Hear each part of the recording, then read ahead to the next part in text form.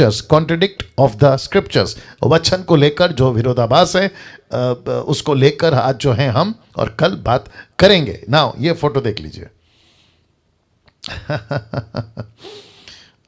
जी, आशा करता हूं कि कुछ कुछ फोटोज जो हैं, मैं समझता हूं कि बोलने की भी जरूरत नहीं है, फोटो खुद ही बात कर देते हैं, ठीक है ना, लेकिन फिर भी आपके बीच में रखूंगा। बाइबल को जासूस की तरह मत पढ़िए, डिटेक्टिव की तरह मत पढ़िए। यस वापस आता हूं, अगर आप परमेश्वर के दास हैं, परमेश्वर के लोग हैं, परमेश्वर के बेटा बेटी हैं, आप परमेश्वर पर विश्वास करते हैं, तो बाइबल को जासूस की तरह नहीं पढ़ना है। नीचे रेड पे लिखा है डिटेक्टिव की तरह नहीं पढ़ना है। कुछ लोग क्या करते हैं, अविश्वासी जो लोग होते हैं ना, जाकिर नायक, राहुल आर्या, या फिर और भी कोई सनातन धर्म वाले और अदर लोग जो हैं एथिक यानी कि नास्तिक लोग जो हैं, वो खुद तो नहीं सुधरेंगे, खुद सच्चाई को नहीं जानेंगे, सत्य को पता नहीं लगाएंगे, लेकिन हमारी जो बाइबल है जिसमें सत्य है, जिसमें बहुत कुछ मसाला है मानव जाति को बचाने के लिए, पाप से, नरक से, अनंत न्याय से, लेकिन उसके ऊपर पड़ जाएंगे। और ये काम किसका है जी? लूसीफर का, क्योंकि वो नहीं चाहता है कि पीसफुली, शांतिपूर्वक, ना तो तब जब यीशु थे, न तब जब पतरस थे, न तब जब पौलुस थे, और न अब जब आप और मैं, वो नहीं चाहेगा कि किसी प्रकार का काम ठीक से चले। जब बाइबल नहीं थी तो यीशु की बातों पर आलोचना, जब बाइबल आ गई तो बाइबल की बातों पर आलोचना। सीरियस समझ रहे? मैं रिपीट कर दूं, जब बाइबल नहीं थी तो यीशु की बातों पे आलोचना, जब बाइबल आ गई तो अब बाइबल की बातों पे आलोचना। बोला ये ऐसा क्यों, वो वैसा क्यों। तो सबसे पहले चीज, यूट्यूब के लोगों, जूम के लोगों, डीटी के लोगों, आपको बताता चलूं कि कभी भी बाइबल के वचन को जासूस की तरह नहीं पढ़ना। मतलब दिमाग के किसी कोने में, मुझे भी काफी कॉल्स आते हैं, पंजाब से आते हैं, भारत से आते हैं, अलग अलग जगह से आते हैं, कहते हैं कि पास्टर डैनियल मैं विश्वासी होकर 2 साल हो गया, 5 साल हो गया, 10 साल हो गया, कुछ लोग तो हद कर देते हैं 40 साल हो गया, लेकिन मुझे है ना एक वचन पे ना शंका है, डाउट है। ले भाई, इसको कहते हैं जासूसगिरी। तो ऐसे नहीं पढ़ते हैं बाइबल को। देखिए मैं रखूंगा भी, आपको जब कोई चीज़ नहीं समझ में आती है तो बेस्ट क्या है? चुप रहना है। दूसरा क्या है? प्रार्थना करना है। तीसरा क्या है? आपके जो मेंटर हैं, मतलब जो आपको लीड करते हैं, सिखाते हैं, उनको पूछना है। चौथा क्या है? आगे बढ़ो सीधा क्या है? आगे बढ़ो, दैट्स इट। आज नहीं तो कल देर सवेर आपको बातें समझ में आ जाएंगी। लेकिन कभी भी, पहली चीज आपके स्क्रीन पे रख रहा हूं, यूट्यूब के लोगों आप भी देख लीजिएगा कि जासूस की तरह आपको बाइबल नहीं पढ़नी है, लाइक अ डिटेक्टिव। ओके, नाउ इसको देख लीजिए। मूसा की 5 किताबें, मूसा की 5 किताबें पढ़ोगे तो डिटेक्टिव की तरह अगर पढ़ोगे तो गलतियां मिलेगी। मैं कुछ सेकंड रख रहा हूं, आपको अभी से बताता चलूं, जिसको मैं कल रखूंगा कुछ कुछ पॉइंट, ठीक है ना। मूसा की किताब जिसको कहते हैं उत्पत्ति, निर्गमन, व्यवस्था, गिनती और व्यवस्था विवरण, जेनेसिस, एक्सोडस, लेविटिक्स, नंबर, डेटोनॉमी, ये जो 5 किताबें हैं, आप अगर डिटेक्टिव की तरह पढ़ोगे, जासूस की तरह पढ़ोगे, तो मैंने लिख दिया है कि गलतियां आपको मिलेंगी। ये पक्की बात है। जैसे कि एक एग्जांपल दे देता हूं, अगर परमेश्वर कल मुझे मौका देता है तो मैं रखूंगा बात को। मूसा की आखिरी अध्याय, मूसा का आखिरी चैप्टर, क्योंकि वो मर चुका था, तो फिर कहते हैं कि मूसा का व्यवस्था विवरण का आखिरी चैप्टर, द बुक ऑफ डिटरनॉमी का लास्ट चैप्टर, उसको मूसा कैसे लिख सकता है? तो क्या जरूरत है आपको उसमें घुसने की? मूसा ने नहीं लिखा, हो सकता है कि यहोशू ने उसको कंप्लीट किया, लेकिन जो 5 किताबें चलाता चलाता लिखता लिखता आ रहा है, तो आखिरी अध्याय अगर किसी और ने लिखा है तो उसका नाम मेंशन करने की जरूरत है। इसको कहते हैं बुद्धि, इसको कहते हैं अकल। यस, तो मूसा ही इसका ऑथर है। अब उसमें क्यों घुसना है? परमेश्वर का दास मूसा को अगर परमेश्वर लिखता है, क्रेडिट देता है, तो क्या तकलीफ है? इसको कहते हैं ना कि यीशु मसीह ने क्रूस उठाया। बहुत ध्यान से सुनिएगा, यीशु मसीह ने क्रूस उठाया। आपके जहां पे सैक्रिफाइस करना था, गोलगता के पहाड़ पे, खोपड़ी का पहाड़ भी जिसको कहते हैं, तो बीच में किसी को दिया था क्रूस उठाने। तो हम ऐसा कहें कि यीशु ने पूरा क्रूस नहीं उठाया, 2 लोगों ने मिलकर उठाया, ऐसे बोल सकते हैं? कम ऑन, बात करिए। क्रेडिट किसको जाएगा? यीशु को जाएगा ना। या सी, तो इसका मतलब है कि 5 किताबें मूसा ने लिखी, अगर आप उसको डिटेक्टिव की तरह पढ़ोगे तो गलतियां पक्का मिलेगी।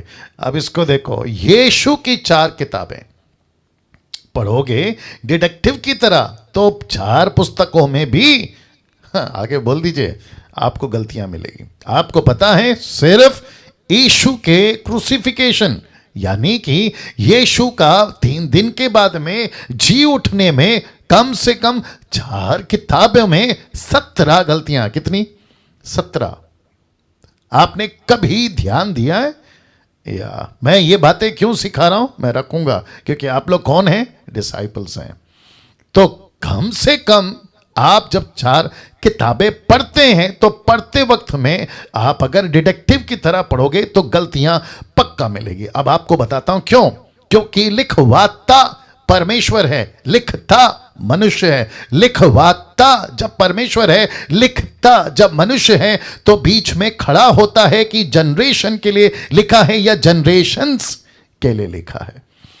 ओके, वापस बोलना पड़ेगा, जनरेशन के लिए लिखा है या जनरेशंस के लिए लिखा है। इसका मतलब है सिर्फ उस पीढ़ी के लिए लिखा होता तो कट टू कट लिखा जाता, चैप्टर खत्म, क्लोज, मैटर खत्म। लेकिन क्योंकि 5 किताबें मूसा की, 4 किताबें यीशु की, 1 किताबें प्रेरितों की, चर्च हिस्ट्री जिसको कहते हैं, ऐसे करके टोटल 10 पुस्तकें ये जनरेशन के नहीं जनरेशंस के लिए लिखा है। क्या बात है, कैसा लग रहा है? या तो फिर बीच में प्रश्न उठता है, ओके पास्टर डैनियल, अगर जनरेशंस के लिए लिखा है तो इसमें दिक्कत क्या है? बहुत गजब की बात कर दी। दिक्कत यहां है कि ट्रांसलेशंस का प्रश्न उठता है, अनुवादक का प्रश्न उठता है, इंटरप्रेट का प्रश्न उठता है, जिसको मैं बहुत बार बोल चुका हूं कि जब किसी पुस्तक का अनुवाद होता है बहुत खतरा होता है। क्योंकि मैं उसको तो रखूंगा आज, लेकिन पढ़ते वक्त, पढ़ाते वक्त, लिखते वक्त नुक्ता, चीनी, डॉट, बिंदु, मात्रा, फुल स्टॉप, कोमा, ये सब का बैंड बजता है। ये सब का बैंड बजता है। और जब हम पढ़ते हैं तो ऐसे पढ़ते हैं जैसे मानो ओरिजिनल है, लेकिन जबकि वो क्या है? कोई बता दीजिए। Copies of copies of copies of copies of copies. अरे है ना बात समझ में? तो अगर आप डिटेक्टिव की तरह पढ़ोगे, जैसे पोस्टर में आप देख रहे हैं, ऐसे पढ़ोगे तो गलतियां जरूर मिलेंगी, पक्का मिलेंगी ना। कुछ चीजें आपके बीच में रख रहा हूं, बहुत इंटरेस्टिंग होने वाला है आज और कल का दिन। कुछ चीजें आपके बीच में रख रहा हूं। बाइबल को परमेश्वर ने, बहुत ध्यान से सुनना, बाइबल को परमेश्वर ने अपने हिसाब से लिखवाया, मनुष्य के हिसाब से नहीं। वापस रख रहा हूं, परमेश्वर ने बाइबल को अपने हिसाब से लिखवाया। आपको याद होगा ना, उत्पत्ति की किताब में बोला था, मूसा को उतना ही बोला भाई जितना तेरे को समझ आ रही है, और उतना ही लिखवाया जितनी जरूरत थी। अगर आप ये पूछोगे कि परमेश्वर मुझे बिल्कुल मेरे हिसाब से चाहिए, तो परमेश्वर बोलेगा बेटा जब मर के ऊपर आएगा ना तब डिटेल में बताऊंगा, लेकिन अभी जितना जरूरत है उतना काफी है। देखिए कुछ एग्जाम्पल दे देता हूं क्योंकि मैं समझता हूं कि बहुत ज़रूरी है। आप फैमिली के साथ में ट्रैवलिंग पे जाते हो, गांव जाते हो, शहर से गांव जाते हो या गांव से शहर जाते हो, तो आप क्या करते हो? आप पूरा का पूरा घर पैकअप करते हो क्या? पूरा घर पैक करके लेके जाते हो? नहीं। आप क्या करते हो? एक छोटा बैग या तो एक बड़ा बैग। और आपको पता है कि अगर 1 हफ्ते का ट्रिप है तो बच्चों का कपड़ा कितना लेना है, पूरे के पूरे अलमारी खाली नहीं करते हैं ना। आपका पूरा का पूरा घर का कबर्ड खाली नहीं करते हैं ना। आपको पता है 4 दिन के लिए जा रहा हूं, जितनी ज़रूरत है उतना कपड़ा, उतना पैकअप, उतना खाना, उतना पैसा, आप उस हिसाब से अरेंजमेंट करके चलते हैं। यस और नो? वैसे ही परमेश्वर बोलता है कि ये छोटा ट्रिप है 7000 साल का।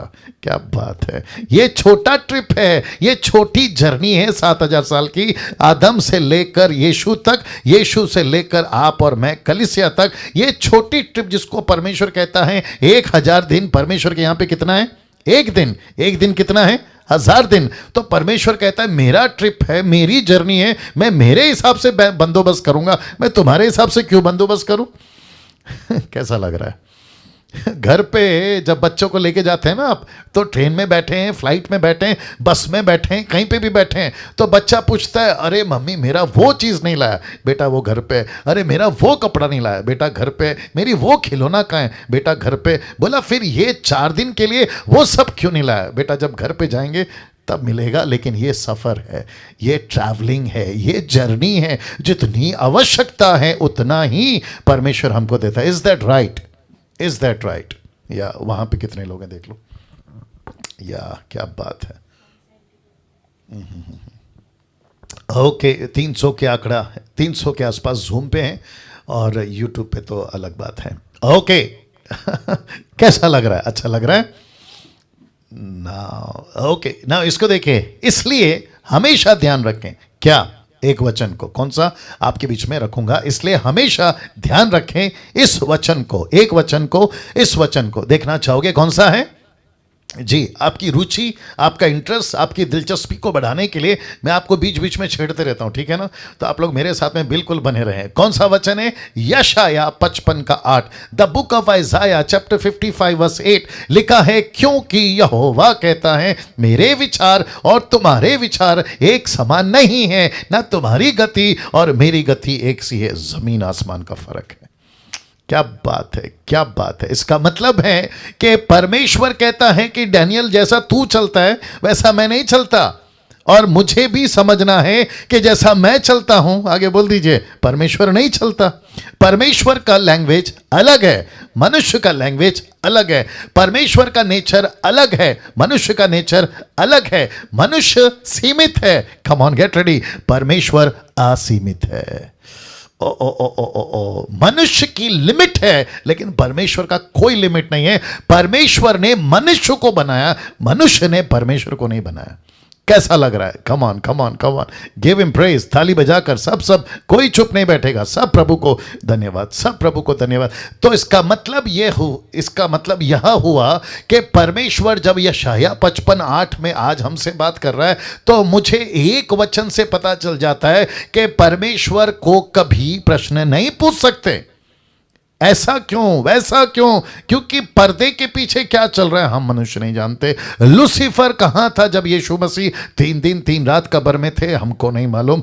क्या चीज हुई थी जब अदन का बगीचा बन रहा था, हमको नहीं मालूम। तो सब कुछ परमेश्वर के कंट्रोल में, इसलिए परमेश्वर से सवाल पूछना एज अ डिटेक्टिव बंद कर दीजिए। सिंपल है, बाइबल पढ़ो, प्रभु पे विश्वास करो, जो बातें समझ आ रही है प्रेज गॉड, जो बातें नहीं समझ में आ रही है पवित्र आत्मा समझाएगा। जैसे मैंने कहा था कि जो प्रचारक होते हैं, जो वचन की शिक्षा देते हैं, वो 2 गुना आदर के योग्य समझे जाए। क्यों? क्योंकि वो आपको पवित्र आत्मा की ओर से वचन को सिखाते हैं। और मैं अपने आप को धन्य, सौभाग्य, प्रिविलेज समझता हूं कि 5वीं क्लास 3 बार फेल मुझ जैसे व्यक्ति को, मुझ जैसे बर्तन को परमेश्वर इस्तेमाल कर रहा है और लेकर चल रहा है। वो व्यक्ति का नाम क्या है? क्रीम शर्ट, पिंक शर्ट, हाँ वो, हाँ नाम क्या? ओके ब्रदर, वाहिद सरदार, वाहिद सरदार। आप क्या कर रहे हैं सर? आप टीचिंग ले रहे हैं या किसी से बात कर रहे हैं? फोकस करिए, टीचिंग पे फोकस करिए। इतने अच्छे पंचेस दे रहा हूं, आप किसी से बात कर रहे हैं। अगर आपको ऐसा करना है सर, हाथ जोड़ के रिक्वेस्ट करता हूं, आप शायद अपना काम कर सकते हैं। Thank you so much, but you have to be focus. Okay, अगर आपने टाइम निकाला है 24 घंटे में तो फोकस करिए। अगर आप क्या कहते हैं ना, सुन रहे हैं, तो you have to response. Okay, मैं काफ़ी टाइम से आपको नोट कर रहा हूँ, प्लीज़ रिस्पॉन्स करिए। ओके, ये इसलिए कह रहा हूँ, गुस्सा आ सकता है, ये इसलिए कह रहा हूँ क्योंकि जब मेहनत करके पत्नी खाना बनाती है या माँ या बहन खाना बनाती है और अगर उसको रिस्पॉन्स नहीं मिलता है तो माथा ख़राब होगा। वैसे ही मैं भी आपके लिए मेहनत करके लाता हूँ और अगर रिस्पॉन्स नहीं आता है तो फिर प्रश्न उठता है कि आगे आप समझदार हैं। ओके, तो वापस कहता हूं, यशाया 55:8 कहता है, क्योंकि यहोवा कहता है मेरे विचार तुम्हारे विचार एक समान नहीं है, ना तुम्हारी गति मेरी गति एक सी है। तो जमीन आसमान का फर्क है। हम परमेश्वर के मन को नहीं पढ़ सकते, गति को नहीं पढ़ सकते, परमेश्वर की बातों को नहीं जान सकते। जितना कुछ कहा है उतना काफी है। इसीलिए आपको सब कुछ ऑर्डर और लाइन में नहीं मिलेगा। क्या बात है, क्या बात है। राइट चंदन मस्के, या चंदन चंदन चंदन मस्के, राइट। ओके, तो वापस कहता हूं कि परमेश्वर का वचन कभी ऑर्डर में, कभी लाइन में नहीं मिलेगा। उसकी वजह क्या है मैं आपको बताता हूं। देखिए, यह बाइबल का इतिहास ब्लैक में स्पॉट किया है, घटनाएं ब्लैक में स्पॉट किया है, व्यक्तित्व, पर्सनालिटीज की बात कर रहा हूं।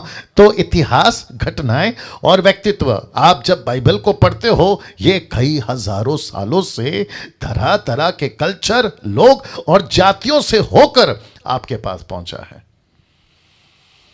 या सी, कभी ऐसा सोचा था? नहीं, सोचा भी हो सकता है, मैं गलत भी हो सकता हूं, लेकिन अगर नहीं सोचा था तो देखो, आपको डीटी में ये सारे पॉइंट्स मिल रहे हैं। यूट्यूब के लोगों, मैं नहीं समझता हूं कि बाहर ऐसी बातें होती होंगी। अगर होती हैं तो सलूट है, लेकिन अगर नहीं होती तो ले लो, आपके लिए दे रहे हैं।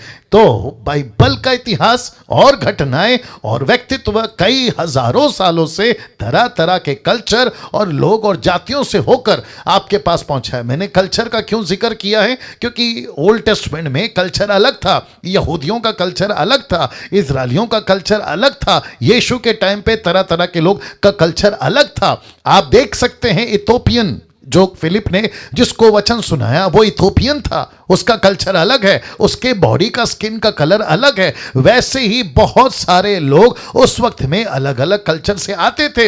इन सब से गुजर कर ये एक बाइबल, जिसको कहते हैं 66 बुक की एक बाइबल आपके पास पहुंची है। तो सोच के देखो कितना संभाल के इसको पढ़ना पड़ता है और इन सब चीजों का ध्यान रखना पड़ता है। प्रश्न कब उठते हैं? जब ये बुद्धि नहीं लगाते। प्रश्न कब उठते हैं? जब लेखक को नहीं समझते। प्रश्न कब उठते हैं? जब कल्चर को नहीं समझते। प्रश्न कब उठते हैं? जब यीशु मसीह ने मत्ती के 15 के 21 में, याद होगा मत्ती 15:21, मैथ्यू 15:21 में कहा एक औरत को कि कुत्तों की रोटी लेकर, बच्चों की रोटी लेकर कुत्तों के आगे नहीं डालते। एक मूर्ख ने कहा, कहता है कि यीशु मसीह ने औरत को कुत्ता बोला। अब उनको कौन समझाए कि वो एक कहावत है, एक क्या कहते हैं ना, सेइंग है, एक प्रकार की बोली थी वो, जिसको यीशु मसीह ने वहां पर इस्तेमाल किया। अब हम वहां से वाकिफ नहीं है, हम वहां की बातों को नहीं समझते हैं। जैसे कि अभी कुछ लोग कहते हैं ना, ये तो कुत्ते की धूम है। किसको कहते हैं? बता दीजिए प्लीज। इंसानों को कहते हैं। तो इंसान कुत्ता का दुम कब से हो गया बताइए? लेकिन इसको क्या कहते हैं? एक कहावत है। वैसे यीशु मसीह ने कहा सुअर और कुत्तों के आगे मोती मत डालो, तो एक कहावत है, उन दिनों में चलती थी। जैसे मैं अभी कहता हूं गई भैंस पानी में। अब मुझे बताइए, इसका कोई लॉजिक है? भैंस पानी में जाएगी कि नहीं जाएगी? पक्का जाएगी, लेकिन उसको कहावत बना दिया। फिर कहते हैं, मैं भी कहता हूं, अगर ना रहेगा बांस, आगे बोल दीजिए, और ना बजेगी बांसुरी, तो ये अभी की कहावत है, ऐसा चलता है। देखिए, मैं और एक एग्जांपल देता हूं। आपका अगर फोन स्विच ऑफ हो जाए तो आप क्या कहते हैं? मेरा फोन की बैटरी खत्म हो गई, मेरा फोन स्विच ऑफ हो गया, राइट? लेकिन आपको पता है अदर कंट्रीज में क्या कहते हैं? माई फोन इज डेड, मेरा फोन मर गया है। अब मुझे प्लीज बताइए, क्या कभी फोन मरता है? सी, तो ऐसी कुछ बातें थी जिसमें से एक, सिर्फ एक, क्योंकि मेरे पास टाइम नहीं है, सिर्फ एक रख रहा हूं। पहले ये फोटो देख लीजिए। अब आप सोच रहे होंगे, पास्टर डैनियल आपने ये बच्चे को, पिता को कहां से लेकर आया? आपको जब कनेक्शन दूंगा तो मजा आएगा, ठीक है ना? मैं कोशिश करता हूं कि ऐसा कुछ ना कुछ आप लोग के लिए लाता रहूं, ताकि इंटरेस्टिंग भी बने और आप लोग बातों को सीख भी सकें, ठीक है ना जी? तो अब आप सोच रहे होंगे कि ये बच्चा और ये बाप यहां पे क्या कर रहा है। अब सबसे पहले इसको पढ़ लेते हैं। लिखा है, भाई के मरने के बाद भाई शादी करता है तो बच्चा किसका? लगता है नहीं समझ आया। रिपीट करता हूं कि भाई मरने के बाद भाई शादी करता है तो बच्चा किसका? आपको याद होगा, इसको यीशु ने भी बोला है। ओल्ड टेस्टमेंट में ऐसा चलता था, अगर किसी ने शादी किया और उस पत्नी का पति मर गया और पत्नी का पति का भाई अगर वहां है तो वो पत्नी से शादी करेगा। और बच्चा जब होगा, बहुत ध्यान से सुनना, बच्चा जब होगा तो वो बच्चा उसका नहीं होगा। जो पति मर गया वो बच्चा उसका होगा। माय गुडनेस, आप नहीं समझे अभी। कानूनी तौर पे बच्चा किसका है? जो पति मर गया। बायोलॉजिकल बच्चा किसका है? जो अभी पति जिंदा है। नहीं समझ आया? कानूनी तौर पे बच्चा किसका है? जो पति मर गया। बायोलॉजिकल बच्चा किसका है? जो अभी पति जिंदा है। यह कल्चर कौन समझाएगा?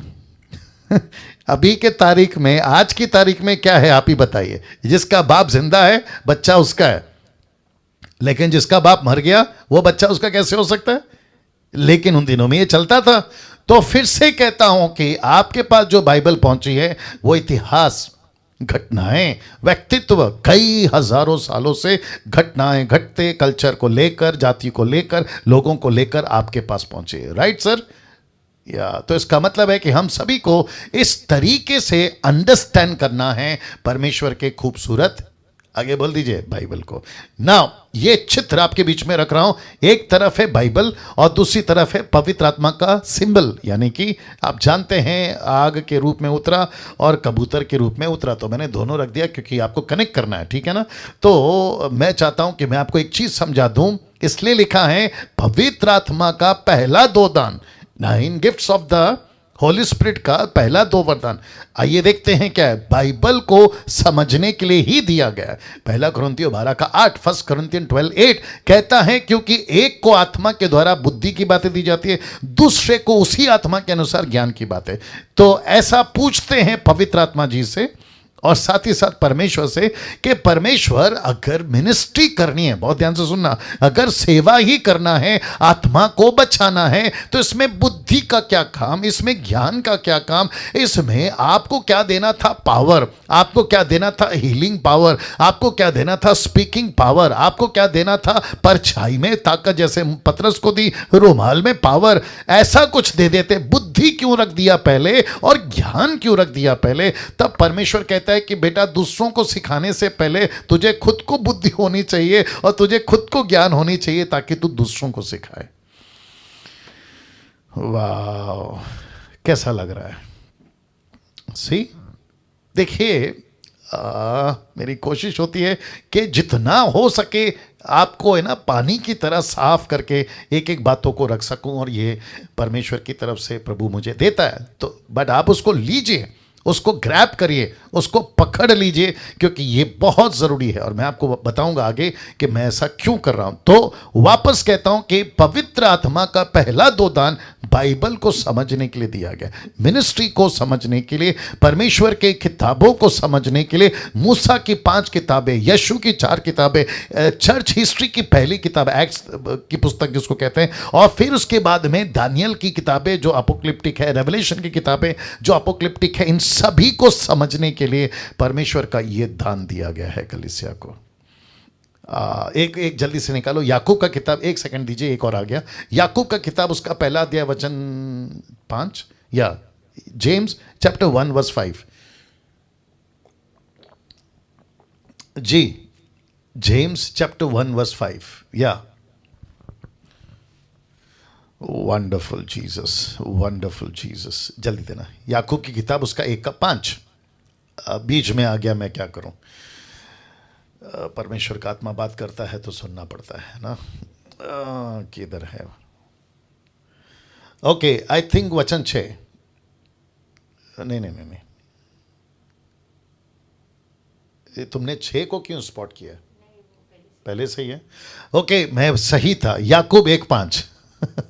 आइए सुनते हैं। लिखा है, यदि तुम में किसी को बुद्धि की घटी हो तो परमेश्वर से मांगे, जो बिना उल्हाना दिए सबको उदारता से देता है और उसको दी जाएगी। Can you believe this? जिसको बुद्धि चाहिए वो प्रभु से मांगे। तो डैनियल राज 5वीं क्लास 3 बार फेल है, ये बात पक्की है, लेकिन ये जो बात कर रहा हूं ये किसकी बुद्धि है? कम ऑन, परमेश्वर की। वैसे ही सोचिए, एक गांव का पास्टर, शहर का पास्टर, देश का पास्टर, विदेश का पास्टर, अगर उसको सेवा करना है तो उसको ज्ञान अमेरिका से पाना है या फॉरेनर से पाना है या पवित्र आत्मा से? ऑफ कोर्स पवित्र आत्मा से, इजंट इट? तो मैं साथ ही साथ इस वचन के हवाले से या वसीले से जितनी बहनें अभी मुझे देख रही हैं, उन सभी बहनों को एनकरेज करने के लिए कहना चाहता हूं कि आपको प्रचारक बनना है। पास्टर जी कैसे बने, हमको तो आता नहीं है। अभी वचन कौन सा पढ़वाए थे? जिसको बुद्धि नहीं है वो मांगे और कौन देगा? परमेश्वर का आत्मा आपको बुद्धि और ज्ञान से भरेगा। क्यों? क्योंकि आप सेवा कर रहे हो। नाउ इस डीटी से हम आपको सिर्फ, इस डीटी से मतलब डिसाइपलशिप ट्रेनिंग, इस डीटी से हम आपको सिर्फ आत्माओं को बचाकर स्वर्ग में भेजने का ज्ञान नहीं दे रहे हैं, बल्कि चेला बनकर दूसरों को कैसा चेला बनाते हैं उसकी ट्रेनिंग दे रहे हैं। वाह, सी इसका मतलब है कि मुझे, आपको, सबको, यूट्यूब वालों, हम सभी को आत्मा तो बचानी है, स्वर्ग पहुंचाना है, यह बात सही है, लेकिन सबसे इंपॉर्टेंट है चेला बनो और दूसरों को चेला कैसे बनाते हैं उसकी प्रशिक्षण ट्रेनिंग आपको लेनी जरूरी है। और जिसको थर्ड फेज में, तीसरे फेज में जिसको कहते हैं एम्पावरमेंट, जब अगले महीने से शुरू होगा तो उस पे सिर्फ इसी बात पे फोकस किया जाएगा कि how to be a disciple and how to make a disciple. इसके ऊपर हम लोग बात जरूर करेंगे, ठीक है ना। नाउ मैं चाहता हूं कि अभी तक आप बहुत सारी बातें सीख चुके हैं। परमेश्वर आगे जैसे जैसे बढ़ेंगे, परमेश्वर हमारी सहायता करता रहेगा। तो दूसरों को ज्ञान देना, सिखाना के ऊपर पतरस ने कुछ कहा है, माफ करें पौलुस ने कुछ कहा है। आइए देखते क्या कहा है। पहला तीमुथी 2:4 वो कहता है, वह यह चाहता है, कौन? परमेश्वर, कि सब मनुष्यों का उद्धार हो और सत्य को, जरा देखिएगा, लिखा है भली भांति पहचान ले।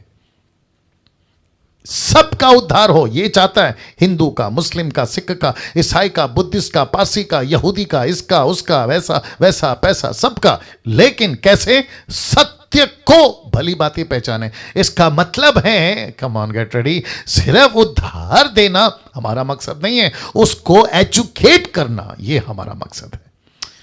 वाह कुछ लोग कहते हैं मैं 40 साल से चर्च जा रहा हूं, लेकिन मत्ती की किताब कहां आती है उसको ये नहीं पता। मैं 10 साल से विश्वासी हूं, लेकिन प्रार्थना कैसे करते हैं उसको नहीं पता। तो इसका मतलब क्या है? उसका उद्धार तो हो गया, लेकिन क्या नहीं जाना? सत्य को भली भांति नहीं जाना। मैं जीसस क्राइस्ट कैसे बोलूं? मैं 28 साल पहले, मैं आप लोगों को आज बता देता हूं, 28 साल पहले मैं बाइबल को सिर्फ पकड़ता था, पढ़ता नहीं था। क्यों पता है? क्योंकि पढ़ना नहीं आता था, बिल्कुल नहीं आता था, एक अक्षर जोड़कर नहीं पढ़ पाता था, ऐसी हालत थी। लेकिन घंटों घुटनों पे जैसे तैसे परमेश्वर से एक ही प्रार्थना करता था, प्रभु मुझे हिंदी सिखा दे, हिंदी सिखा दे, हिंदी पढ़ना सिखा दे। और मुझे नहीं पता था, मैं तो प्रार्थना कर रहा था कि प्रभु मुझे मुंबई को बचाना है, ये सच बता रहा हूं। मैं प्रार्थना करता था महाराष्ट्र को बचाना है, फिर मैंने एक लेवल आगे बढ़ाया, प्रभु भारत को बचाना है। लेकिन मुझे नहीं पता था कि परमेश्वर मेरे हृदय में पूरा विश्व को देगा, मुझे नहीं मालूम था। और जिसके चलते मैं समझता हूं कि जैसे उसने मुझ 5 फेल आदमी को अगर इस लेवल पे लाके रखा है, तो आप जितने मुझसे कई पढ़े लिखे हैं, आपको परमेश्वर कितना इस्तेमाल कर सकता है सोच के देखिए। इस वसीले से ये बात को कर रहा हूं। या मेरी गवाही की डॉक्यूमेंट्री फिल्म बनाई थी ये पावर टू चेंज वालों ने, वो वीडियो मुझे नहीं मिल रही है, लेकिन मेरी ज़िंदगी, अगर मैं कभी इसके ऊपर वीडियो बनाऊं, प्रभु अगर लीड करता है, तो मैं समझता हूं कि बहुत सारी बातें आप लोग जान पाओगे। चलिए, इंपॉर्टेंट नहीं है, बट मेरा फोकस है कि भली बातें बिल्कुल एक्यूरेट, यीशु क्या था, यीशु ने क्या किया, एक एक चीज़ एक्यूरेट हमें पता होनी चाहिए, जिसके चलते आपके बीच में ये डीटी हमने स्टार्ट किया ना। बहुत ध्यान से देखिएगा, ये है आपका बाइबल। कॉन्ट्रडिक्ट स्क्रिप्चर्स को अध्ययन करते वक्त इन कुछ बातों का ध्यान रखें, क्योंकि ये आज भी चलेगा और कल भी चलेगा, ठीक है ना। बहुत ध्यान से, मैं अभी बेस बना रहा हूं, मैंने अभी तक, आज 24 मिनट हो गए, मैंने अभी तक बेस में, नॉट 24 मिनट, आधा घंटा हो गया शायद, मैं सिर्फ बेस बना रहा हूं, अभी तक मैं नहीं आया हूं। मैं कल आऊँगा इसके ऊपर खुल के, ठीक है ना। मतलब अभी तो शुरू कर दूंगा, वो बात अलग है, लेकिन देखिएगा, ठीक है ना। कॉन्ट्रडिक्ट स्क्रिप्चर्स को अध्ययन करते वक्त में इन कुछ बातों का ध्यान रखें। कौन कौन सी बातें आपके बीच में रख रहा हूं। व्यक्ति कौन है, पहला यह पता लगाओ जिसने वचन को लिखा। एक ही व्यक्ति के दो दो नाम भी होते हैं, यह भी पता लगाइए। घटना जब घट रही थी तो वहां कौन कौन था, यह पता लगाइए। लेखक ने जैसे लिखा क्या वैसे अनुवाद हुआ, ये पता लगाइए। अगर कोई इस बात का खुलासा नहीं हो रहा है, अगर कोई बात का खुलासा नहीं हो रहा है तो जबरदस्ती उसकी खोज मत करो। मैं आपको बताता हूं क्यों। क्योंकि व्यवस्था विवरण 29 का 29, डिटरोनॉमी 29:29 लिखा है गुप्त बातें, सीक्रेट थिंग्स, गुप्त बातें कहां हैं? परमेश्वर हमारे परमेश्वर यहोवा के वश में हैं, परंतु जो प्रकट की गई हैं वे सदा के लिए हमारे वंश में रहेंगी। माफ करें, वश में रहेंगे, वंश में रहेंगी। सोच के देखिए आप, गुप्त बातें ना। वापस आता हूं, बाइबल के कॉन्ट्रडिक्ट स्क्रिप्चर को पढ़ते वक्त में इन बातों का ध्यान रखें कि व्यक्ति कौन है जिसने लिखा, यह पहले पता लगाओ। वो व्यक्ति कौन था? एक छोटा सा एग्जांपल दे सकता हूं, देता हूं। मरकुस की किताब जिसका नाम है मार्क, वो व्यक्ति जब यीशु अस्तित्व में थे, मतलब जीवित थे, वो नहीं था। मरकुस की किताब पत्रस को पूछ पूछ के लिखा है। Can you believe this? वापस आता हूं, मरकुस की किताब, मार्क, लेखक mark, the author of the book mark, इसका जो लेखक है ना, वो यीशु के टाइम पे नहीं था। दूसरे शब्दों में वो यीशु के साथ में नहीं था। अब उसका उद्धार भी नहीं हुआ, ये भी क्वेश्चन मार्क है। लेकिन जब पतरस के साथ में उसने मरकुस की किताब को लिखने की बात करी, तब उसने पूछा, ओके, मरकुस की किताब को लिखते वक्त में पतरस को पूछ पूछ के लिखता था। इसलिए मरकुस की किताब पढ़ते वक्त में 16 चैप्टर आपको मत्ती का मैच नहीं मिलेगा। मत्ती की किताब पढ़ते 28 अध्याय मरकुस का नहीं मिलेगा। वैसे ही लूका का 24 अध्याय आपको मैच नहीं मिलेगा। यूहन्ना का 21 अध्याय आपको मैच नहीं मिलेगा। Is that right? या रेणुका जी, या थैंक यू। इसका मतलब है कि मुझे सबसे पहला यह पता लगाना है कि व्यक्ति कौन है जिसने किताब लिखी। दूसरा, एक ही व्यक्ति के दो दो नाम भी होते हैं। कैसे? एक ही एग्जांपल दूंगा क्योंकि टाइम नहीं है मेरे पास में। जो पौलुस था उसका नाम पहले क्या था? शाऊल। तो जो पहले शाऊल था बाद में नाम क्या हो गया? पौल। तो अगर शाऊल लिख रहा है, जो कि एक्ट चैप्टर 7 में स्टीफन को जब पत्थर मारा जा रहा था तो किसके पैर के पास में कपड़े रखे थे? वो था शाऊल। फिर 9वें अध्याय में जिसने यीशु ने उसको दर्शन दिया, ही बिकेम पॉल। तो जब पढ़ते वक्त में एक ही व्यक्ति के दो नाम, वैसे बाइबल के अंदर मरियम के कम से कम 5 नाम है, ओल्ड से लेके न्यू टेस्टमेंट तक। तो कौन सी मरियम है ये तो पता लगाओ। यीशु की खबर पे कौन सी मरियम गई थी ये तो पता लगाओ। मार्था की बहन कौन थी? क्या वो मैगदलीन थी या सिर्फ मैरी थी? ये तो पता लगाओ। तो पढ़ते वक्त में व्यक्ति के दो दो नाम होते हैं। जैसे मत्ती की किताब में जब यीशु पैदा हुआ तो हेरोदेस राजा था, लूका की किताब में कोई और राजा है। तो लेखक कहते हैं यहां पे दो दो है और आपस में कॉन्ट्रडिक्ट है। हो सकता है तो उसके ऊपर कल आऊंगा। लेकिन यह भी तो पता लगाओ कि वही व्यक्ति का दो दो नाम भी तो हो सकता है। Can you believe this? कैसा लग रहा है? See how simple is this. और फिर कहते हैं कि कॉन्ट्रडिक्ट है, फिर कहते हैं कि इनकी बाइबल में कितनी गड़बड़ है। वैसे ही मैं कहता हूं कि हम सब कौन है?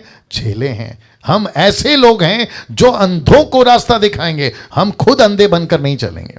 फिर घटना जब घट रही थी तो वहां कौन कौन था यह भी पता लगाना है।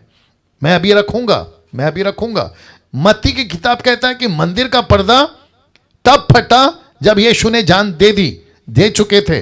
लूका कहता है यीशु बाद में मरे, मंदिर का पहला पर्दा बाद में फटा, माफ करें पहले फटा।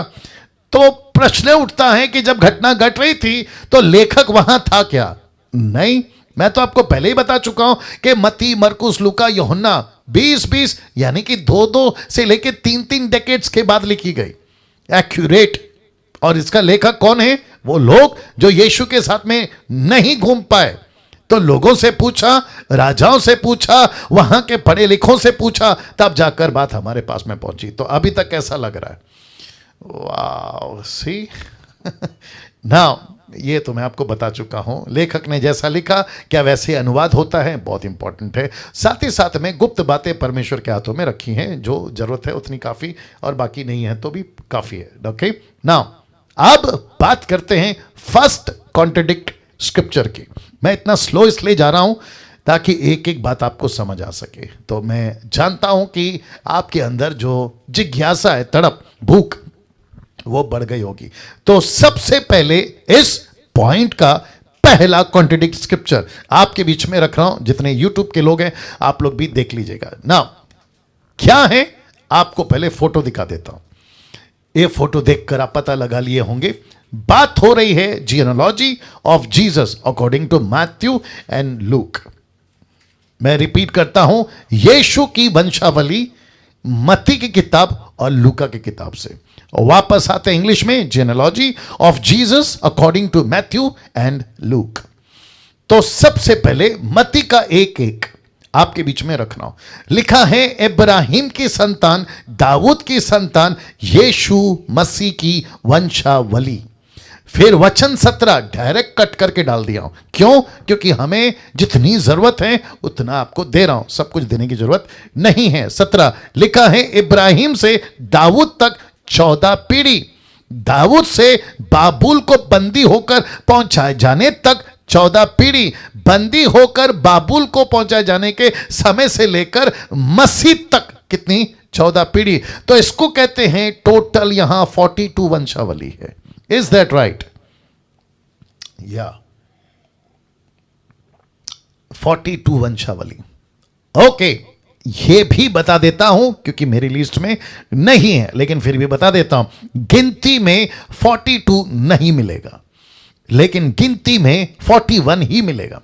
तो शुरुआत का 14 पक्का मिलेगा, सेकेंड 14 पूरा मिलेगा। लेकिन जब आप थर्ड 14 में आओगे ना, जो कि लिखा है कि बाबुल को पहुंचाए जाने के समय से लेकर मसीह तक, ये 14 जो लिखा है ना, ये आपको 14 नहीं सिर्फ 13 मिलेगा। पूछो क्यों? अभी बता देता हूं। वो इसलिए कि 14th जनरेशन यीशु है और उसमें 41 मिसिंग है, माफ करें 42nd मिसिंग है, 42 वंशावली मिसिंग है। अब ये कौन है? 1 पीटर चैप्टर 2 वर्स 9 लिखा है कि तुम परमेश्वर की चुना हुआ वंश हो।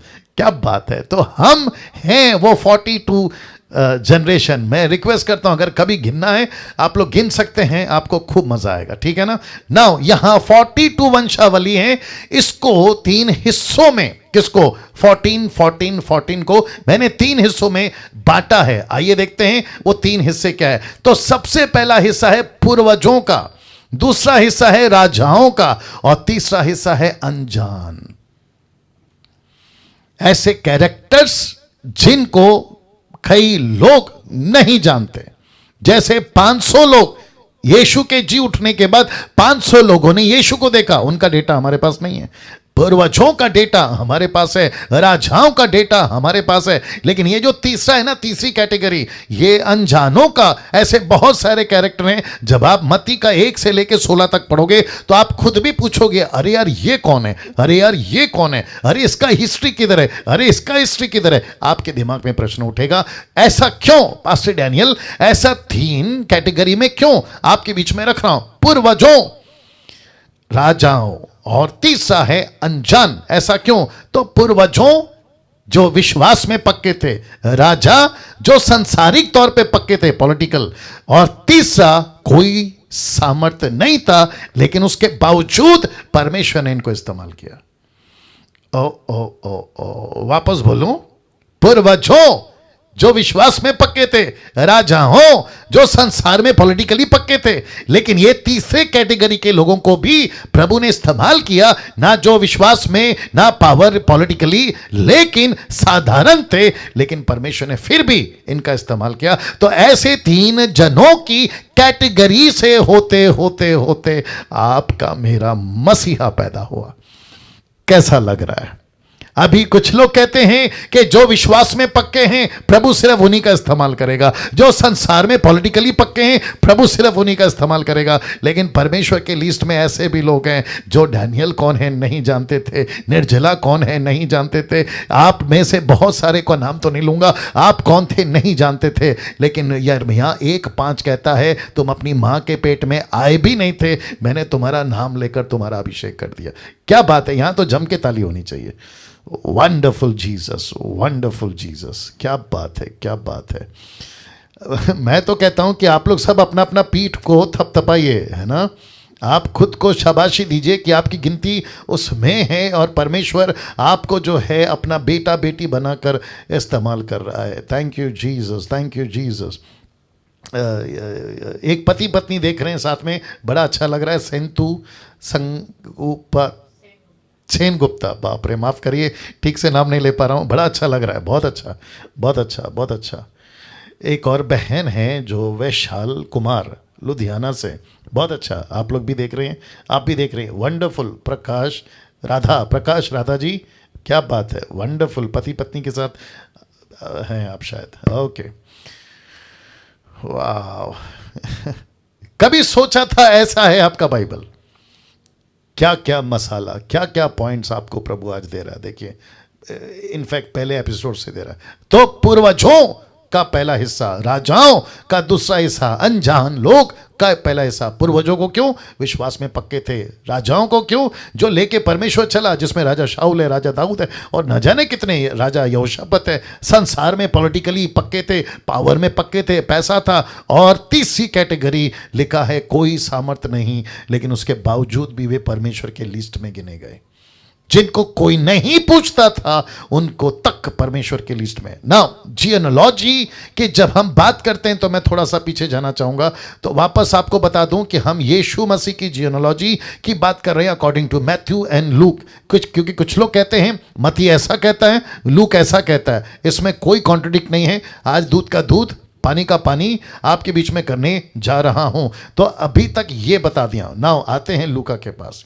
लूका का 3 अध्याय वचन 23, आपको पता है, इसको पहले पढ़ लेते हैं। लिखा है कि जब यीशु आप उपदेश करने लगा, जो लगभग 30 वर्ष की आयु का था, जैसा समझा जाता था। फिर लिस्ट शुरू होती है कि वो कहां कहां से आया। लेकिन इंटरेस्टिंग पार्ट है ये, वहां 42 वंशावली है, यहां 75 वंशावली का जिक्र है।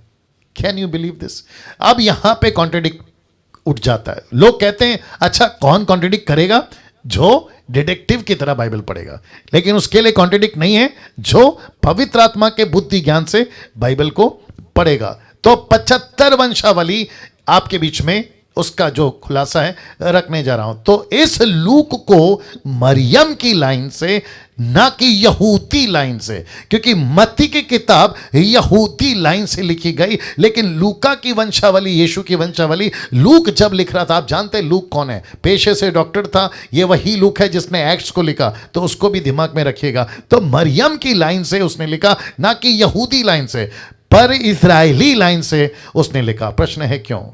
बहुत गजब की बात दे रहा हूं आज, बहुत गजब की बात दे रहा हूं, आपके बीच में रखना चाहूंगा। क्यों? कारण है सुलेमान। कारण है सुलेमान। आप सभी जानते हैं कि सुलेमान कौन है? ये दाऊद का बेटा था, आप सभी जानते हैं, राइट? ये वो राजा था जिसने 40 साल परमेश्वर के मंदिर को चलाया, अद्भुत सेवा की, बहुत नाम कमाया, बुद्धि ज्ञान से परिपूर्ण था, 1000 पत्नियों के साथ में अपने बड़े आन शान रुबाब के साथ चलता था। लेकिन इसका एंड कैसे हुआ पता है?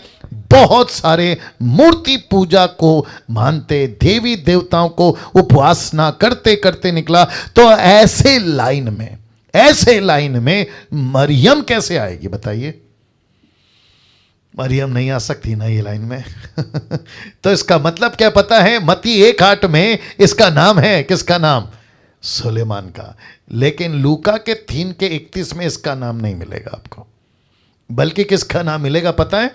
आपको नाम मिलेगा नातान का। ये नातान कौन है? आप सभी जानते हैं, ये भी दाऊद का बेटा है। तो ये दाऊद का लाइन, इसको यहां से कट कर दिया। किसने? लूक ने। इसने कहा कि नहीं लिख सकता बॉस, ये सुलेमान की लाइन में मैं यीशु को नहीं डाल सकता, लेकिन यहूदियों ने डाला। यहूदियों के कॉन्सेप्ट में आपको मत्ती की किताब में मिलेगा, लेकिन लूका की किताब में आपको सुलेमान नहीं मिलेगा, आपको नाथान मिलेगा। डंके की चोट पे बोल रहा हूं। अब इसको कहते हैं हैवी डोज, इसको कहते हैं हैवी डोज। अब जिसको समझ आ रहा है वो ले सकता है, अब बाकी का मुझे नहीं मालूम क्या होगा, लेकिन लीजिए, क्योंकि मैं डिसाइपलशिप ट्रेनिंग दे रहा हूं। वाह कभी पढ़े थे ये सारी चीजें? सी, इसको कहते हैं परमेश्वर का प्रकाशन आपको और मुझे जो प्रभु दे रहा है। तो वापस कहता हूं कि मत्ती का जियोलॉजी और लूक का जियोलॉजी में कोई कॉन्ट्रडिक्ट नहीं है, लेकिन जो बुद्धि से पढ़ेगा, बात को समझेगा, फिर वो पता लगाएगा कि क्यों मत्ती ने ऐसा लिखा और क्यों लूक ने ऐसा लिखा ना। अब एक और कॉन्सेप्ट दे देता हूं। मत्ती एक एक वंशावली कहां से शुरू होती है पता है? ऊपर से नीचे, ऊपर से नीचे, मतलब अब्राहम से लेकर नीचे तक। लेकिन लूक कहां से शुरू करता है पता है? नीचे से ऊपर। ओ ओ ओ ओ यीशु मसीह ऊपर से नीचे आते हैं, फिर नीचे से ऊपर का ये कनेक्शन। और इसका एंड कैसे होता है पता है? यीशु मसीह परमेश्वर का बेटा है। जो मानते नहीं है ना कि यीशु मसीह परमेश्वर का बेटा है, उसके लिए लूक कहता है मैं कैसे इसको छुपाऊं, मैं कैसे नहीं लिखूं। मेरी रिसर्च से पता चला, मेरी स्टडी से पता चला कि यीशु मसीह परमेश्वर का बेटा है, जो सीधे ऊपर को कनेक्शन करता है। तो मत्ती ऊपर से नीचे, लेकिन लूका नीचे से ऊपर। वाह, मुझे नहीं लगता है कि आज मैं कहां तक जा पाऊंगा, लेकिन जाते हैं। सेकेंड कॉन्ट्रडिक्ट स्क्रिप्चर देखना चाहोगे? पहला फोटो देख लीजिए। यीशु के 40 दिन के फास्टिंग में आप सभी को पता है कि लूसीफर, जिसको कहते हैं ना लास्ट टेम्पटेशन, आखिरी परीक्षा, एक कहता है मंदिर के कंगूरे पे, एक कहता है पहाड़ के चोटी पे। तो कौन क्या कहता है पहले रख देता हूं। मत्ती 4:8 कहता है फिर शैतान उसे एक बहुत ऊंचे पहाड़ पे ले गया, माउंटेन। लूक कहता है तब उसने उसे यरूशलेम में ले जाकर मंदिर के कंगूरे पे खड़ा किया। तो एक तरफ फोटो है पहाड़ और दूसरी तरफ फोटो है आपका मंदिर का चोटी, क्या कहते हैं उसको, समझ गए आप लोग, ठीक है ना? अब प्रश्न उठता है सही क्या है? सही, अब ये अविश्वासी पढ़ेगा और जिसको डिटेक्टिव की तरह पढ़ना है, जाकिर नायक, राहुल आर्या जैसे लोग, ये कैसे पढ़ेंगे?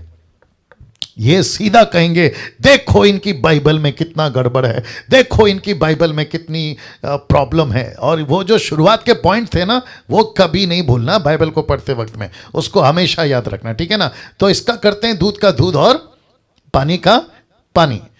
तो लिखा है दोनों भी घटनाओं को लेखक लिख रहे हैं। जो घटना घटी थी इसको लेखक लिख रहा है, मत्ती लिख रहा है और लूक लिख रहा है। कैसे? अपनी अपनी जानकारी के हिसाब से। अब आ रहा है जोर का झटका जी, धीरे से। ऐसा हो सकता है कि पहले मंदिर था, बाद में टूट गया हो, जो बन गया पहाड़। रखता हूं वापस। ऐसा हो सकता है कि जो पहले मंदिर था वो बन गया पहाड़। किसके हिसाब से? मत्ती के हिसाब से। तो जब लूका लिख रहा था तो उसको पता था कि वो मंदिर हो सकता है, तो मंदिर पे ही यीशु को लेकर जाकर खड़ा किया, तो उसने मंदिर लिखा उसके हिसाब से। तो ऐसा भी तो हो सकता है ना कि जो टूट गया, और हम सभी जानते हैं कि मंदिर टूटा है कम से कम हिस्ट्री में 3 बार। कितनी बार? 3 बार यरूशलेम का मंदिर टूटा है। तो जब मत्ती लिख रहा है तो टूटा हुआ मंदिर जो पहाड़ बन गया, तो वो भी सही है, और जो लूका लिख रहा है वो भी सही है। तो इसमें कॉन्ट्रडिक्ट कहां है? कैसा लग रहा है? See how simple is this?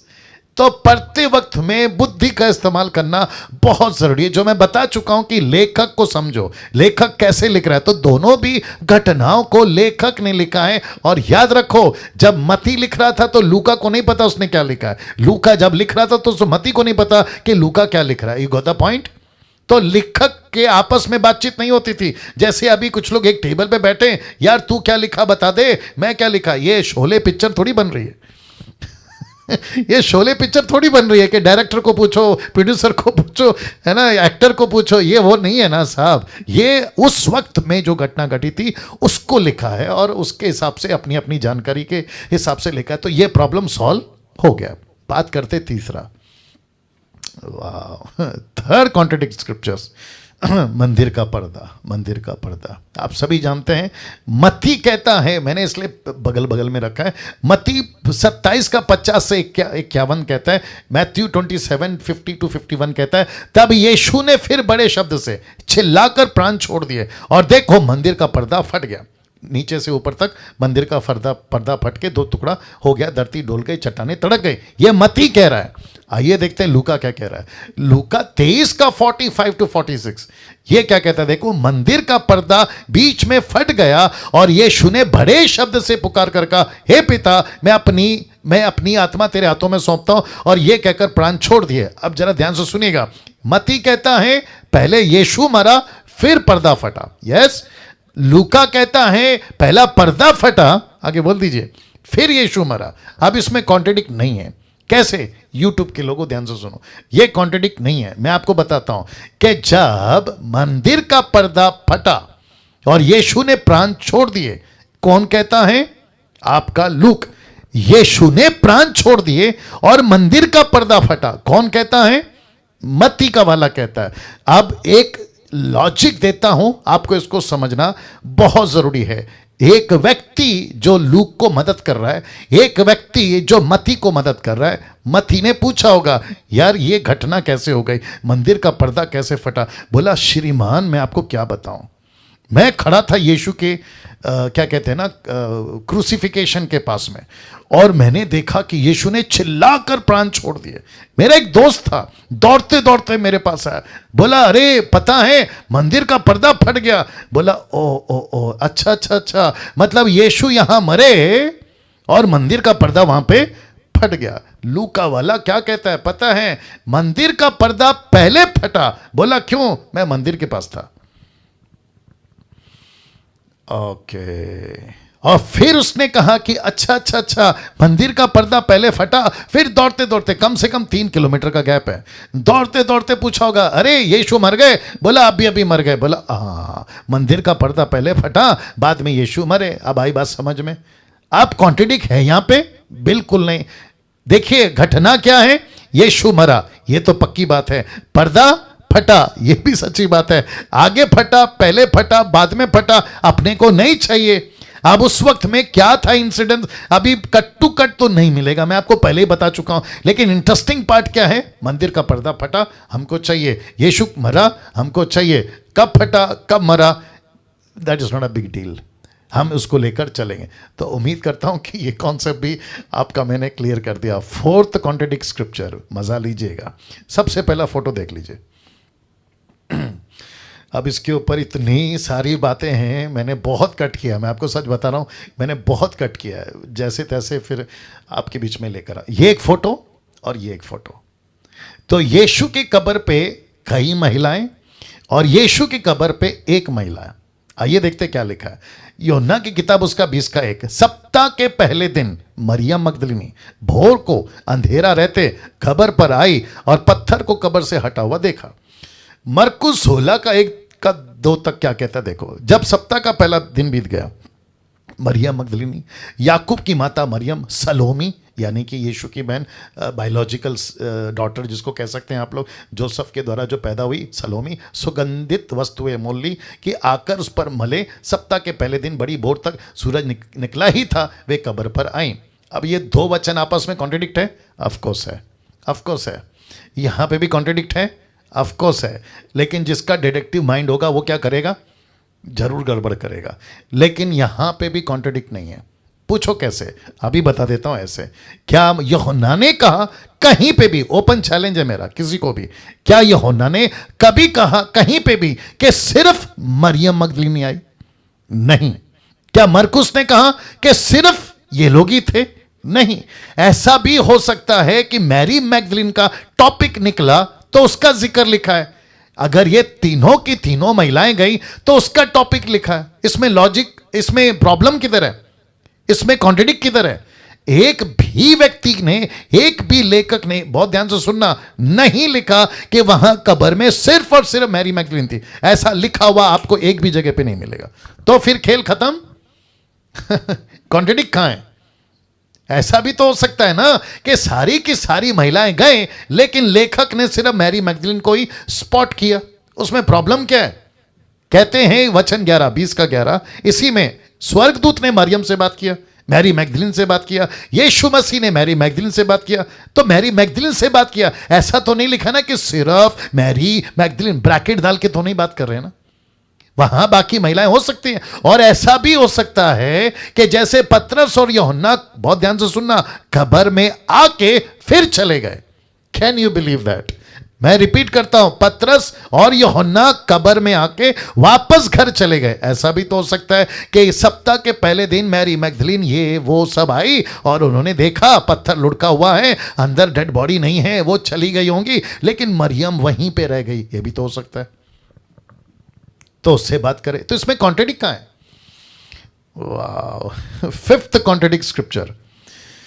मेरे पास जितना टाइम है आपके बीच में रखता चला जाऊंगा। पहले फोटो देख लीजिए।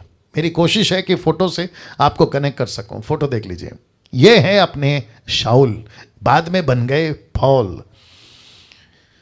ये घोड़े से जा रहे थे दमिश्क, कलीसिया को सताने, सबको टॉर्चर करने, जेल में डालने, लेकिन रास्ते में मुलाकात हो गई राजाओं के राजा, आगे बोल दीजिए, प्रभुओं के प्रभु और अद्भुत परमेश्वर से। जैसे ही घोड़े में जा रहे थे, ठपक करके नीचे गिरे और इनके साथ में और इनके लोगों के साथ में कुछ घटनाएं घटी। आइए देखते हैं सबसे पहला क्या हो रहा है। प्रेरितों की किताब उसका 9 का 7।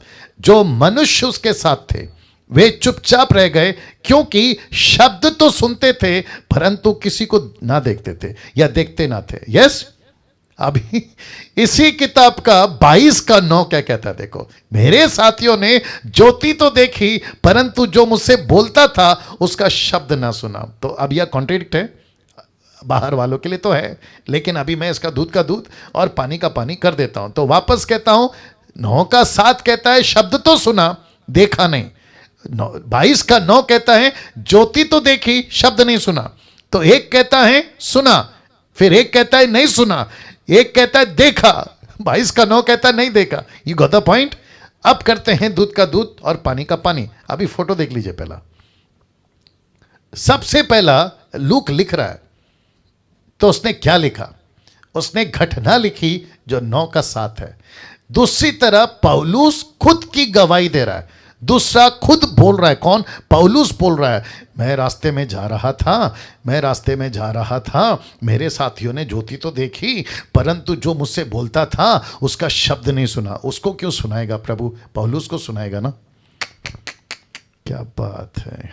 सी यीशु मसीह उसको क्यों सुनाएंगे? जिसको सुनाना है उसको सुनाएंगे ना। तो पौलुस उसको लिख रहा है। तो लूक यहां पर क्या बोल रहा है? शब्द तो सुनते थे परंतु देखते ना था। ये लूक लिख रहा है। कौन लिख रहा है? रख देता हूं, ये लूका लिख रहा है। ये लिख रहा है, ये जो घटा ये उसको लिख रहा है, जो उसने सुना। लेकिन सच्ची बात कौन सुनाएगा? खुद पौलुस। तो पौलुस खुद बोल रहा है 22 के 9 में, वापस रख रहा हूं, कहता है मेरे साथियों ने ज्योति तो देखी परंतु जो मुझसे बोलता था उसका शब्द ना सुना। अभी इसका एक और लॉजिक देता हूं। देखिए, कभी कभी क्या होता है ना, यीशु ने कहा तुम सुनते नहीं हो, इसका मतलब क्या है? तुम समझते नहीं हो। यह भी तो हो सकता है ना। कभी कभी मैं क्या बोलता हूं, अरे कोई सुन रहा है, सुनते सब हैं लेकिन आगे बोल दीजिए समझते नहीं है। तो जो नहीं समझते ना उसको भी कहते हैं कि नहीं सुना। यह भी एक लॉजिक है। 6th contradict scripture. I hope आप लोग को मजा आ रहा है और मुझे ऐसा लगता है कि यह आखिरी होना चाहिए, क्योंकि उसके बाद का मैं कल कंटिन्यू करूंगा और बहुत सारा मसाला आएगा। ठीक है ना। आइए देखते क्या है। रोमियो की किताब उसका 5 का 1 लिखा है, सो जब हम विश्वास से धर्मी ठहरे तो अपने प्रभु यीशु मसीह के द्वारा परमेश्वर के साथ मेल कर ले। तो इसका मतलब है कि विश्वासी का उद्धार कैसे होता है? विश्वास से, ठीक है ना? तो विश्वास से धर्मी ठहरेंगे। गलतियों 2:16, आइए देखते क्या कहता है। तो भी यह जानकर कि मनुष्य व्यवस्था के कामों से नहीं पर केवल यीशु मसीह पर विश्वास करने के द्वारा धर्मी ठहरता है, हमने आप भी मसीह यीशु पर विश्वास किया कि हम व्यवस्था के कामों से नहीं पर मसीह पर विश्वास करने से धर्मी ठहरे, इसलिए कि व्यवस्था के कामों से कोई प्राणी धर्मी नहीं ठहरता। तो ये 2 वचन कहता है कर्मों के द्वारा नहीं, किसके द्वारा? विश्वास के द्वारा। अब दूध पीता बच्चा, मिल्क ड्रिंकिंग क्रिश्चियन, अगर उसके हाथ में बाइबल दे दी तो वो पढ़ बैठेगा ये मसीह मंथन बैठक महाराष्ट्र कैंपेन। अच्छा स्टार्ट, ये इतना जल्दी आ गया? हाँ तो क्या करूं, कट कर दूं? ओके जी। अब ये वचन देखिए सर आप लोग, याकूब 2:21, जब हमारे पिता इब्राहिम ने अपने पुत्र इसहाक को वेदी पर चढ़ाया तो क्या वो कर्मों से धर्मी नहीं ठहरा? पहला क्या कहता है? विश्वास से धर्मी। यहां पे क्या लिखा है? कर्मों से धर्मी। फिर याकूब का 2:24, सो तुमने देख लिया कि मनुष्य केवल विश्वास से ही नहीं वरन कर्मों से भी धर्मी ठहरता है। अब सोचिए, ऐसा डॉक्ट्रिन नहीं बन जाएगा कि दान करो तो स्वर्ग जाओगे, कर्म करो तो स्वर्ग जाओगे, पुण्य करो तो स्वर्ग जाओगे। एक मुस्लिम दोस्त था मेरे नॉलेज में आया था, मैंने उसको पूछा, यार है ना, तुम बहुत पैसे देते हो, गरीबों को मदद करते हो। बोला फिर करना पड़ेगा। मैंने बोला क्यों? बोला जन्नत जाना है। माय गुडनेस, कहाँ जाना है? जन्नत जाना है। अब आप सोचिए, और वो पैसे कहाँ लगाता है पता है? बहुत पर्टिकुलर है, कहाँ शैतान ने भटका दिया। कहता है केवल शौचालय, टॉयलेट बनाऊंगा, टॉयलेट में पैसे डालूंगा।